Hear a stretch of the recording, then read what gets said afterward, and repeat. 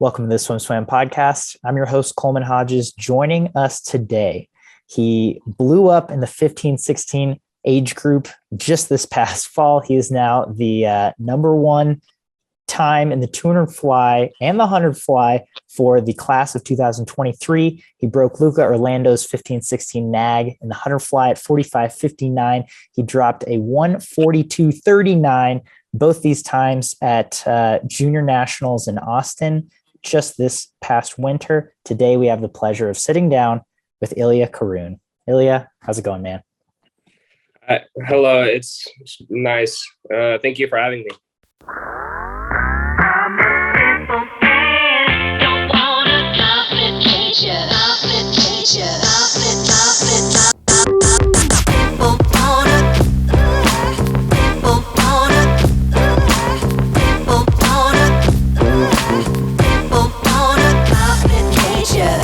Absolutely. Thank you for joining us. Did I say that right? Kharun? Is that how you say your last name? Yeah. Nice. Okay. Well, yeah, I'm excited to sit down and chat with you for a little bit today. First off, most recently, you just committed to Arizona State. Can you take me through a bit of the recruiting process for you and what that looked like? Especially, are you a junior this year? Yes, I am a junior. Okay. Mm-hmm. So, well, of course, first of all, I talked to Coach Herbie, which is, I'm pretty sure, the assistant coach of ASU. And we kind of just talked. And then, like, before juniors, he was like, here's, like, how it's going to be and stuff. Like, how ASU is going to be, like, the first offer, I guess. And then after juniors, actually, Coach Bob texted me and he was like, yeah, can we, like, can I do like a home visit to like check out your practice and stuff? And then yeah, he just visited us here, talked to my parents and stuff, and then he kind of made the final thing, and I said, sure, I'll commit. Have you gotten to see any campuses at all in their recruiting process? Yes, I did. Well, I saw the Indiana campus and the Harvard campus. I have not seen the ASU campus, but that'll be like later, I'm pretty sure. Gotcha. Okay, Mm-hmm. Nice. So let's back it up a little bit more. You mentioned junior nationals. Again, 45.5 in the 100 fly, 142.3 in the 200 fly. Going into that meet, what did your expectations look like out of your races? Honestly, I was actually pretty surprised when I got the NAG, when the 100 fly, because it was just like unexpected. Like I was, of course, striving for that time, but it was like kind of unexpected. The 2 fly, of course, I was like hoping big hopes for the 2 fly as well.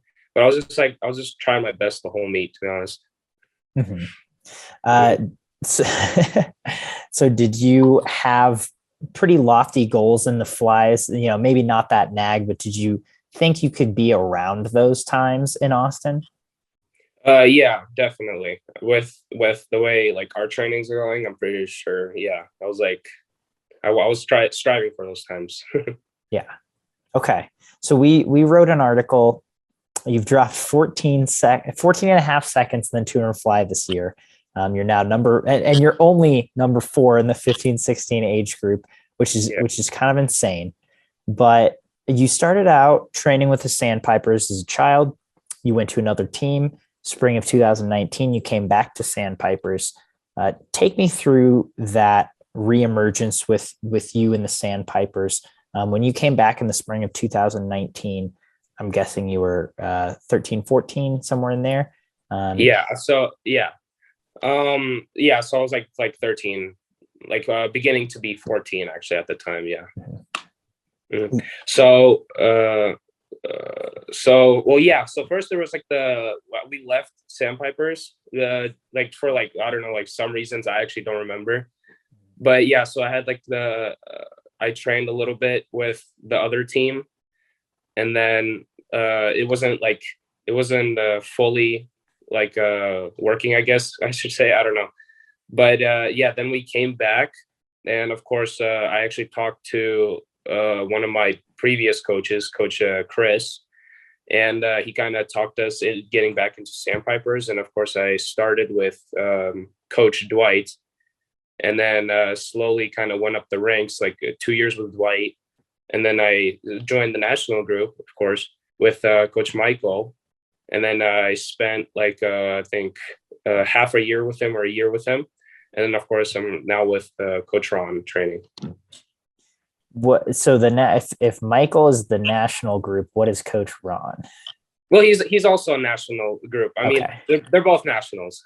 Okay, got it. Yeah. I was like, is there like a super national group or something? Yeah. Okay. Yeah. So can you take me through each of those coaches and just talk a little bit about what the training was like in that group and what you feel like you gained from each progression of those Sandpipers groups? Mm-hmm. So I entered with Coach Dwight. Coach Dwight, he mostly trained, honestly, it was like most of the time it was distance free, but of course, other times there was like IM and stuff. He usually trained all strokes. And of course his, what he's like usually famous for is like his pretty like hard dry land, but it was like, of course it was like acceptable, but yeah, it was like a really good dry land. And then, after that, it was, of course, Coach Michael. Coach Michael literally trains everything. He trains all the strokes. And mornings, when I was with Michael, mornings I would have with actually Coach Ron, like it was a combined practice usually. And then, of course, like after those practices, then like I moved up to Coach Ron's group, which is just mostly a lot of yardage of like anything, basically. Mm-hmm. So just a lot of yardage in Ron's group. Yeah. Do you feel like the environment in Ron's group is pretty significantly different from the other groups in terms of, I mean, from the outside, I'm just thinking you're training in Ron's group, you're training with Olympians, like multiple mm-hmm. Olympians, right? And I'm sure that's just the top of the iceberg. What is it like training in that group, and how have you adapted to it since moving up? So with training with Ron's group is, of course, like it's different because like it's actually way faster because of course like there's multiple people who need to be on those like higher send-offs for our times. But honestly, I adapted pretty good because I was kind of going up to their speed. So once I got into the group, I kind of like I knew like how hard it was going to be and stuff. But yeah, it was nice. Yeah. So when you moved up to Ron's group, did you kind of know that butterfly was more of your stroke? Is butterfly your favorite stroke? Yes. Okay. Did you kind of know, were you swimming just every event? Were you swimming distance events? Because I also saw your distance times are very formidable, 500 free, 200 free mile. So were you focusing as much on the butterfly, or did that happen kind of once you moved into Ron's group? So no, actually, my butterfly was through all the groups. That was my best stroke. That's what I always usually worked for. Once I got into Ron's group, I'm still focusing on fly, but he usually actually wants me to swim like more of the distance races, of course, because like we do a lot of distance free. So it's mostly on that. What do you think about that? Well, I think it's fine. I mean, the variety of the events is pretty good. So I mean, it's fine. But yeah, like I would like more fly. but it's fine. Yeah. So again, take me through this 14.5-second drop in the tuner fly over the course of a year. Obviously, I feel like that might begin a little bit earlier. Let's start with COVID. This shutdown in 2020. How were you able to stay in shape and stay active during that time? Or were you? Did you just sit on the couch and eat potato chips? No. So of course, like other people during the pandemic, of course, I tried to like get around a little bit, maybe because at first we actually I think before it was like a whole pandemic, like somewhere around in February, like before the pool shut down, of course I swam a little bit. Our practices were canceled, but I swam a little bit. But then when like the pool shut down, I guess like we just did like like a little bit of dry land here at home, and just what anyone else would do in the pandemic to keep it going. Mm-hmm. So then this year you came in with a 156. Is that right? 157? So somewhere around that. Yeah. Which for a 15-year-old kid, I mean, that's pretty solid, right? Like that's a good time. Yeah. And then Sooner fly. Not trying to say like, what were you doing? Yeah. But take me through your year, because it's not like this just happened all at once, right? I know at an October meet, it's some Halloween meet, you went 145. Yeah. So it's like this was definitely progressional, but how did that play out for you, just in your butterfly in general? So I pretty much like what any person would do, just like who wants to get faster every single meet. So yeah, of course, at the beginning of the year, I went like a 156, of course. And then it was actually in Florida, the game meet. I went like my first under 150. Okay. And then I'm pretty sure, I guess a couple months after that, it was the October one, which I went 145. And then this final one at the junior nationals, where I went 142. So, so that's still kind of like big jumps, right? I mean, and again, like you said, you want to get faster every meet, and I'm assuming these were like kind of more focused meets for you throughout the way. But did you every meet, like you said, every swimmer wants to get better, but through the training, were you seeing like, okay, yeah, I have a really good idea that I'm going to be better every meet because of X work that I'm putting in now? Mm-hmm. Well, yes and no. Well, yes, because like, of course, like, we like train and stuff, and like the pace work and stuff. No, because like I usually honestly just always go those times, but I just kind of just get faster into it. But from our training's pretty hard, so I mean, I was kind of hoping for it at least. Mm-hmm. When you say you always go those times, like you were hitting those paces in practice, but not necessarily going that pace it meets. Is that what you mean? Yeah. Okay. And then go ahead. Sorry. Oh, okay. Sorry. Yeah, because no, because like paces, like it's a 50 and then stop. But like during the two fly, it's like completely different. So this year you were kind of able to put those paces together, I'm guessing. Mm-hmm. Yeah. Do you feel like you learned? Do you feel like you were really able to put together race strategy or learned how to race a lot more this year? Yes, because my coaches, like each coach, Coach Michael, Coach Ron, Coach Dwight, they told me all the tactics kind of on how to improve the two fly and how to go faster. So I mean, yeah. Okay, so back to Coach Ron's group. How many athletes are there in the water every day? Around 12 to 13, I'm pretty sure. Okay, so kind of a smaller group. Yeah. And would you say it's pretty competitive in the practice environment? It's definitely competitive. Yeah, we of course like hype each other up, but it's pretty competitive. Everyone like wants to win and stuff. It's pretty competitive group. What would you say one of the best kinds of sets you are at? Like if we do this kind of set, you're like, okay, I'm feeling pretty good. I think I can I think I can win a lot of touches. Mm-hmm. Honestly, like it's honestly any event except like the backstrokes, and because I'm not like perfectly good at that.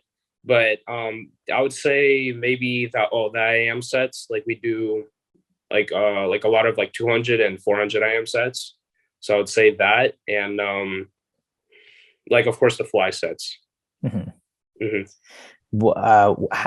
What do you think when you do a more distance oriented set? And I'm thinking especially if you're going up against Katie Grimes and Bella Sims. I definitely have a guarantee. But we also have this swimmer, of course, Bryce B, who's really good at the mile. So yeah, he's mostly my competition in it. I mean, of course, Katie and Bella are up there, but it's honestly mostly Bryce, because like he's like usually my speed during distance events. Makes sense. Yeah. Either way, sounds like a very fun practice environment. Do you guys participate in Christmas training? Does Ron really drop the hammer on you for any time in the last few weeks? We kind of slowed down a bit, but we usually, if there is like a hard day, we usually like do like pretty well as a group. Yeah. Has there been a practice lately in the last few weeks that stood out to you at all?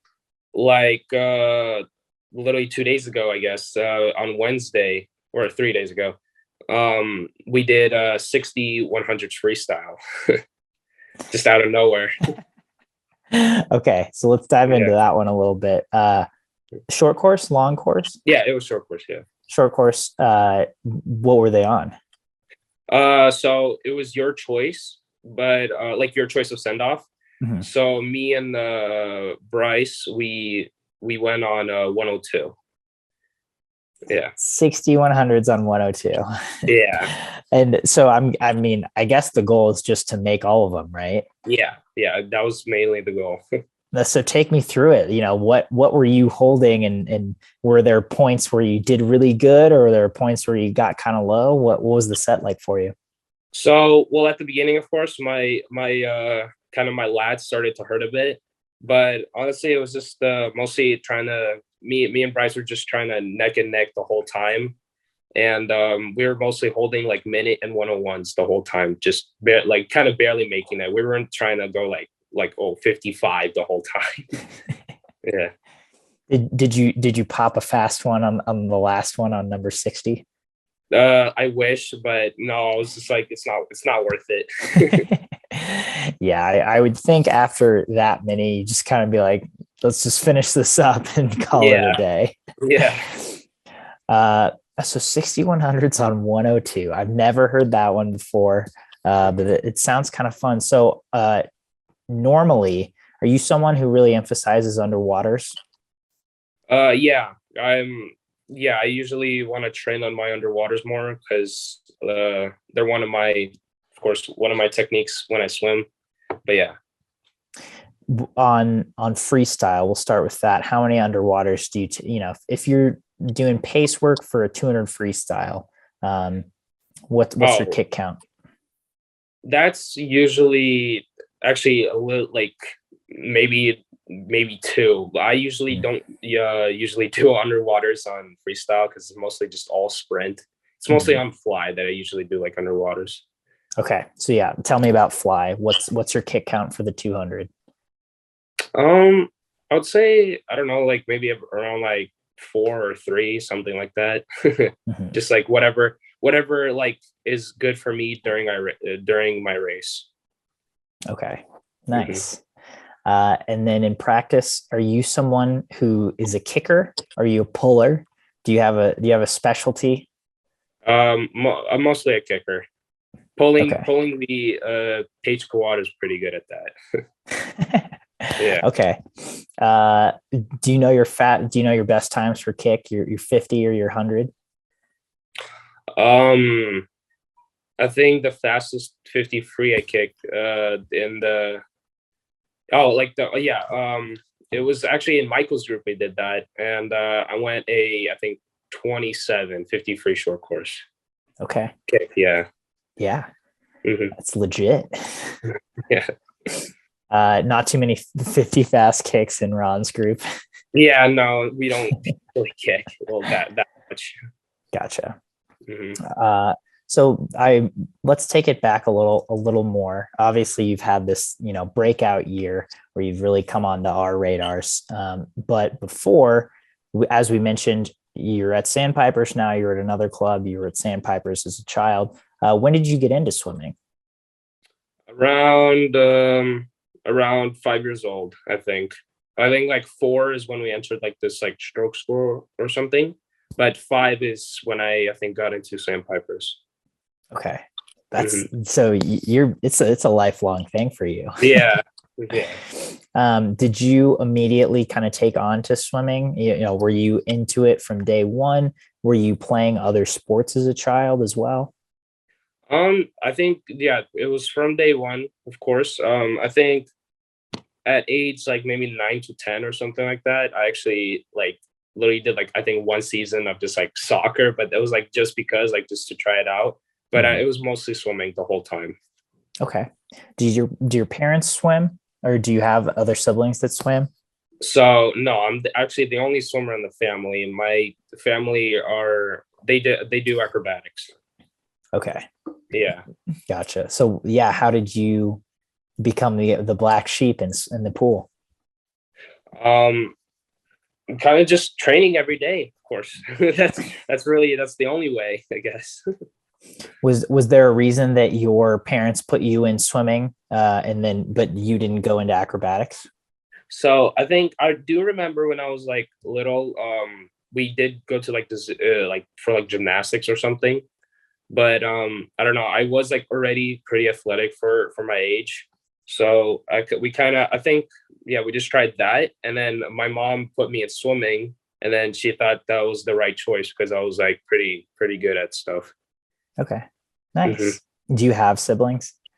Yeah, I do. I have a brother and a sister. Okay, gotcha. So you're the lone swimmer though. Yeah.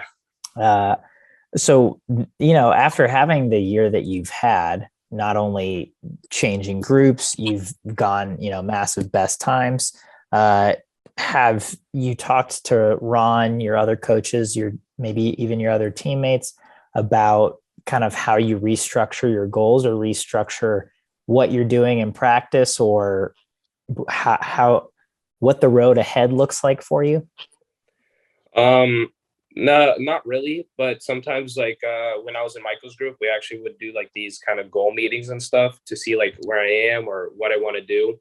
I haven't actually done that with Ron yet, but in the future, yeah, but yeah, like usually at this group, we usually sometimes have these like meetings, like maybe I think once a month or once every couple months, just to see like where you're at and like what do you want to do and stuff.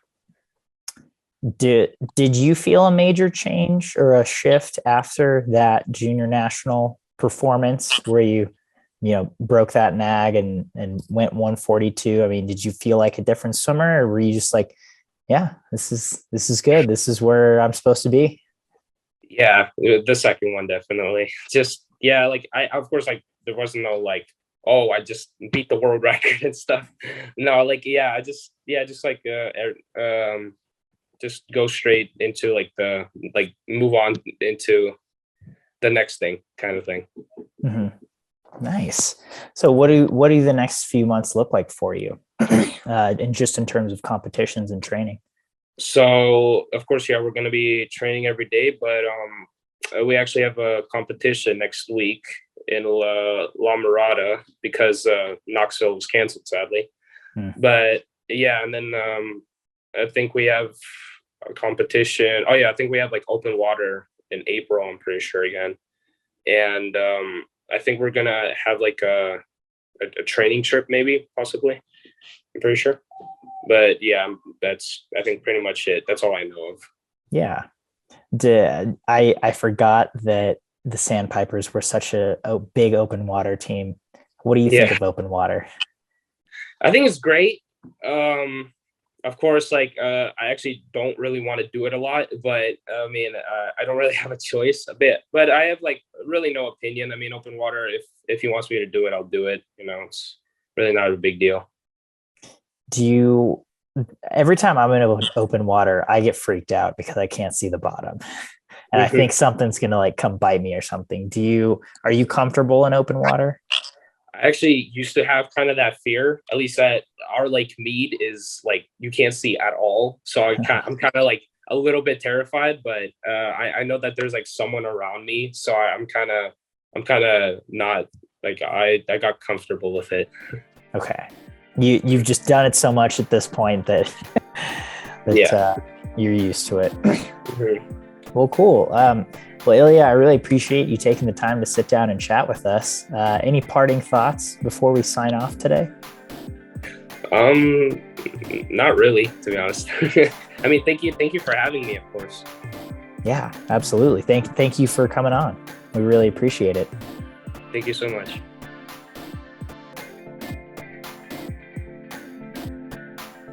You've been listening to the SwimSwam podcast. Stay tuned for new episodes every week. You can take SwimSwam podcast on the go by subscribing on your favorite podcast platform. Look for links in the description below, and be sure to subscribe to our YouTube channel for more videos as well.